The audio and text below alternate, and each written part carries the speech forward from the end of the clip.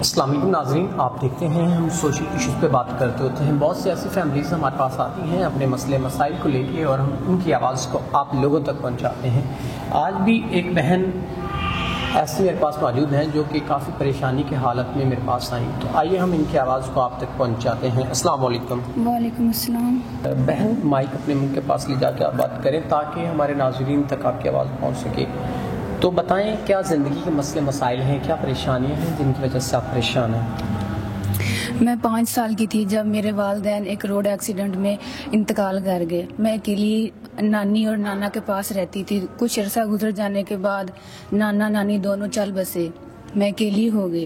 ماموں نے شادی کر لی اور ممانی سارا دن مجھ سے کام لیتی، پھر ماموں کو طرح طرح کی باتیں بتاتی۔ میں بہت تنگ حالات میں آ کے مجھے کھانا بھی نہیں دیتی۔ میں حالات سے تنگ آ کر گھر سے نکل آئی اور لوگوں کے گھروں میں کام کرنا شروع کر دیا۔ میں انہی کے گھر میں رہتی تھی، لیکن اب میں چاہتی ہوں کوئی اچھا نیک انسان ہو جو میری عزت کرے، مخلص رہے اور میرے ساتھ نکاح کرے۔ ناظرین، یہ بہن چاہتی ہیں کہ ایسا انسان جو ان کے معاملات زندگی کو سمجھے، ان کی ضروریات زندگی کو سمجھے اور ان سے نکاح کرے۔